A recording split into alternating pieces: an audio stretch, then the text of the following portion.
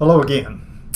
We're going to continue our examination of the key design features of culture as highlighted on page 12 in the first study guide.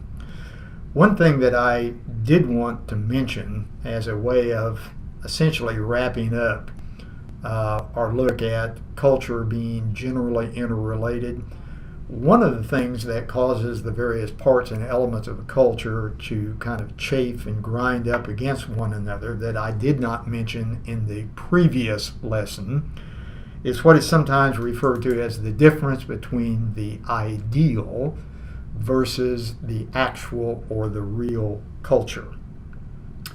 In probably any culture, there are aspects of that particular way of life that are more idealized than anything else. The ideal cultures, that's what we're supposed to do. But what we actually do can be sometimes quite different. For example, our society places a high premium on monogamy and on marriage. Yet you tell me what is a recurring theme on almost any soap opera that you watch. It's infidelity. Likewise, how many of you today rigidly obeyed the speed limit sign you saw on the highway you happen to be traveling along? And likewise, we Americans pride ourselves with our democratic system, yet a relatively small amount of us participate in voting as compared to other societies that mark themselves as democracies, if you wish. And I've often wondered, is honesty always the best policy? Have any of you, like me, found yourself in quote-unquote hot water because of the fact you were too honest? So keep in mind that the distinction between what we should be doing and what we actually do can be another one of those elements that makes it difficult for culture to always be fully integrated. But you want to remember also that culture is generally adaptive. It is via culture, through culture, that human beings meet and satisfy their most basic needs. In other words, they don't have to rely on inborn behavioral responses, instinctual responses, or again, wait until biology generates characteristics that will allow us to make adjustments to changes in our environment. I often ask this question: how long do you think a spider monkey would last if we dropped his small furry little rear end in Antarctica? How long would a polar bear plucked up off an ice floe near the North Pole last if we dropped his much more sizable furry rear end in the Amazon River Basin? Well, I think you'd all agree with me. The polar bear might stand a chance of lasting a little bit longer. But by and large, if we have the right equipment and the right training, how long could we survive in such an environment? This is a photograph of a habitat in Antarctica. That's culture working to assist us. Because of culture, we can live beneath the sea in submersibles. Equally important, we can even live in outer space. This is a photograph of the International Space Station. It's culture that allows us to adjust to changing conditions. If it happened to be cold this morning, what did you put on before you left the house? Probably a coat. Your automobile was adaptive, getting you from point A to point B.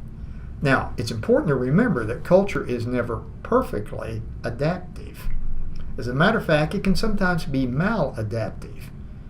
Misinformation, the lack of foresight, can sometimes lead to practices that don't really help when it comes to survival, but actually create problems.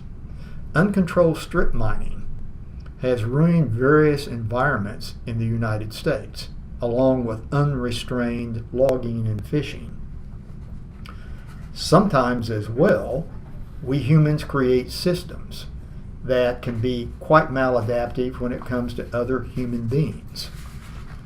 these uncomfortable photographs, at least uncomfortable for me, of the Holocaust, or somewhat more recently, ethnic cleansing in Bosnia-Herzegovina in the Balkans. These individuals have been kept in captivity. Many of you can tell quite clearly that some of them have not been fed well. And likewise, some of you know that in these ethnic civil wars, there sometimes can be mass killings, like this mass grave being uncovered in the region that I spoke of a moment ago. Also, just our daily way of living can sometimes put us between that proverbial rock and a hard place, behind the 8 ball, as was an old phrase when I was young. This is a beach scene where many of the aspects of our everyday lives are really making the environment cluttered. Or study this photograph for a moment, where highly efficient hunting techniques using long-range rifles allowed whites to almost decimate great herds, I'm talking of millions of individuals, of American bison or buffalo. Also, this photograph of a chemical spill in Galveston Bay. Again, byproducts of our way of living, but again, polluting the atmosphere. And many of you have seen photographs of wildlife, like this unfortunate seal that's become entangled in plastic. Well, plastic is a very important aspect associated with many well-developed nations of the world. Seabirds often will pick up plastic items, feed them to their young, like this young albatross chick that died, and notice the contents of its stomach, all plastic materials. And this scene from Manila Bay in the Philippines, a young boy wading his way through trash. In some places, the bay is so polluted that you can walk across it. So it's important to remember that culture is not always adaptive. Some activities can be highly destructive in the short run, or maybe only benefit those who happen to be in positions of power. Like the examples of the photographs a few moments ago of ethnic cleansing or the Holocaust. And it's not unusual at all for some aspects of our lives to be both adaptive and maladaptive. A good example is what you have on your person. It's called a cell phone or a smartphone. Think of how it has really benefited our lives. But at the same time, I want you to consider, if you will, some maladaptive aspects associated with it. And you can better appreciate kind of what I'm getting at. Certainly, it allows us to communicate with people. It's valuable to have in an emergency. Furthermore, again, we can punch up a lot of information very quickly. Cell phones are means by which we entertain ourselves. But at the same time, they can be maladaptive. If nothing else, think about cell phones in relationship to driver distraction. Work in our society can be highly adaptive, highly valuable. But at the same time, all of you would agree with me, I think, work can be dangerous. We can get too much into it. The drive to succeed, a very important part of our lives, has been adaptive. It's helped our particular culture to achieve many remarkable things. But it's sometimes come with a price, stress. And most of you know stress can create real problems. Now, also remember, culture is a cognitive system. Go back to what we talked about earlier. When we first looked at culture, it's something we carry around in our heads. It's through culture that we organize. We give meaning to the world and our place in it. We think within the context of our culture.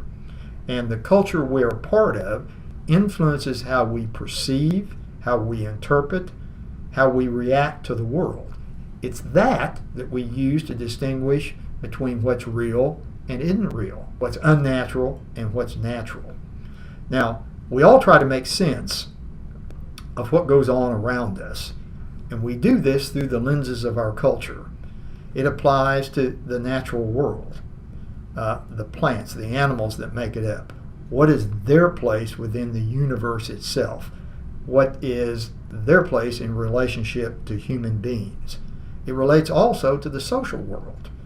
Ideologies may support and justify a particular political system, a family or a kinship system, or may very well influence what we consider to be a natural resource and what isn't. Do you remember earlier our perception of dogs as pets? But in other cultures, dog could be considered a potential food source. There are things that we North Americans consume that people in other cultures might literally again consider to be unnatural, simply inappropriate, if you will. Now collectively, all of this makes up what is referred to as a world view. And there's no simple definition for a world view other than to think of it as a set of assumptions about the way things are. Now, it might be envisioned in the context of time. We North Americans often see our lives, and generally time itself, in a linear fashion. If we relate this to our lives, we're born, and we move along a line to the point where we die. This is in the context of the past. This is in the context, hopefully, of the far future. We are now in the present. This linear view tends to fit with the worldview of most North American cultures. But in other societies, time is envisioned at best as a circle. And if you notice here, there's no beginning or ending. An illustration of this is that among some Vietnamese cultures, there is a notion that time operates on 60-year cycles. Every 60 year, a cycle begins with the first year of the previous 60-year cycle. Therefore, current events are not unique. What goes around comes around. If you notice here, there's a cyclical view of time, very much like the regular occurrence and reoccurrence of the seasons. So it's important to remember that how we think of the world, our place in it, is shaped to a considerable extent by our culture. Now, last but not least, and by the way, we're going to get into, in a separate lesson, number 7. Let's focus on number 6. Culture is constantly changing. There's no real agreement on what causes change within a particular culture. It could be developments in technology. Think about how much Western cultures and cultures around the world today have been altered and influenced by the invention of the automobile, or for that matter, the computer. On the other hand, change may be generated by natural disasters. Do you recognize any of these photographs? Or at least, do you recognize the event? They're from the Dust Bowl that swept through the Great Plains in the 1930s in the United States, devastating the lives of people both in a direct and an indirect way. This is a particularly stark realization of what took place. In other instances, contacts with outsiders may play an important role. This is a sort of a diagram of what's called the Columbian Exchange. If you notice, when Europeans came to the Americas, they brought with them a variety of different resources that are now an integral part of the way of life of people who live in the Americas. At the same time, when they returned to Europe, they took with them many aspects that were unique again to what was then called the New World. Now, there are strong resistances to change. It's important you understand that. People may not fully understand the implications of the change, or they may be fearful of all the adjustments that they have to make. And maybe the change is going to require just too doggone much effort. Or it may be resisted because it violates tradition. We've always done it this way. Why would we want to change? Or there may be the notion that the way we're doing things is the very best. It may also be resisted, or for that matter, promoted, by people who think are going to profit from it in some form or fashion. An example of this comes from Nanda's research highlighting AM/FM. FM broadcasting was invented in 1933.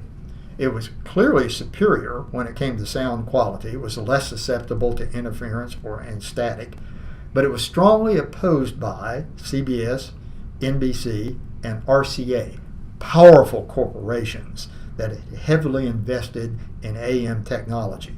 And FM really didn't gain any popularity until the late 1960s. So bear in mind, culture is constantly changing.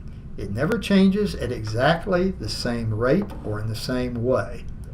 Don't think of culture as this proverbial snowball rolling downhill, gathering mass and speed. Sometimes cultural change, to be precise, will be strongly resisted. In other cases, it may be advocated. But it's dynamic. Always think of culture in that way. It's dynamic. We'll examine culture being differentially shared, subcultures and countercultures, in the next lesson.